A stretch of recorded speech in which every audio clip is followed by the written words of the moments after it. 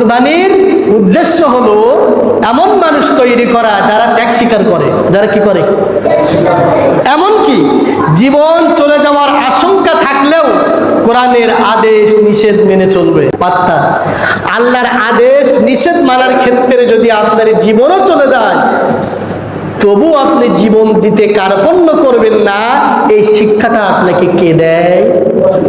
কে? কুরবানি। আপনি কি দিচ্ছেন?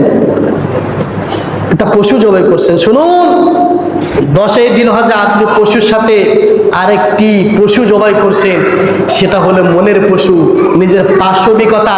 ইমাম সাহেব ছুরি দিয়ে যেমন একটি পশু জবাই করে, সাথে সাথে আপনার মনের পশুটাকে জবাই করার জন্য কিয়ামত পর্যন্ত আল্লাহ পাক কুরবানি চালু রেখেছে। তোমার ভিতরে হিংসা, বিদ্বেষ, লালসা, ক্ষোভ, অহংকার, দেমাগ, গৌরব তোমার ভিতরে আছে, এটাকে 10 জিলহজ ঈদের নামাজের পরে পশুর সাথে তোমার মনের পাশবিকতাটাকেও জবাই করতে হবে।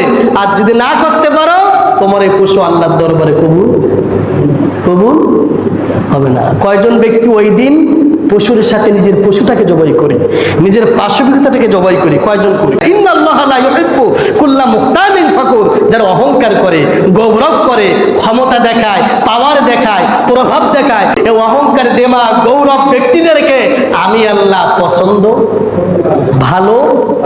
এটাকে জবাই করবেন কোন দিন? 10 কুরবানির দিন। এইটা যদি আপনি জবাই করতে পারেন তাহলে আপনার কুরবানি কি হবে? আপনি আপনার পশুর সাথে মনের পশুটা যদি জবাই করতে পারেন, আল্লাহ বলছে তোমার কুরবানি কবুল হবে। এটা উদ্দেশ্য এমন মানুষ তৈরি করা, যেমন ভাবে জাতির পিতা হযরত ইব্রাহিম আলাইহিস সালাতু ওয়াস সালামের পুত্র সাইয়্যিদুনা ইসমাঈল ফালাম্মা আসলামা, আত্মসমর্পণ করলেন কার বিধানের কাছে? এজন্য আল্লাহ ইসমাইলকে সরিয়ে একটা কি দিলেন? একটি দুম্বা দিয়ে দিলেন। এখন ইসমাইলকে সরিয়ে দিলেন জবাই করবেন বলে, আল্লাহ তখনই বুঝে গেলেন পিতা এবং পুত্রের আত্মসমর্পণ। তখনই আল্লাহ পাক পিতার কুরবানি, পিতা পুত্রকে জবাই করার জন্য মানসিকভাবে প্রস্তুতি গ্রহণ করলেন। সন্তানের সমস্ত মায়া, মহব্বত, ভালোবাসা বিসর্জন দিয়ে ছুরি নিয়ে অপেক্ষা করছেন, শুরু করেছেন কুরবানি করবেন।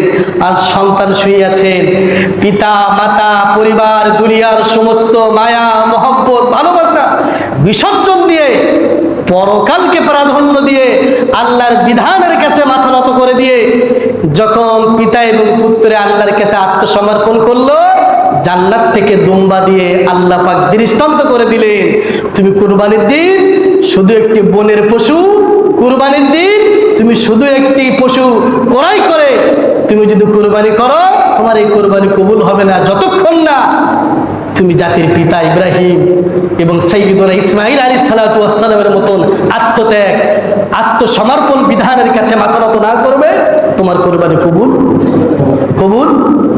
আল্লাহ পাক আমাদের সকলকে আল্লাহর বিধানের কাছে প্রতিটি ক্ষেত্রে, প্রতিটি অঙ্গনে আত্মসমর্পণ করার তৌফিক দান করুন। সকল বলে আমিন।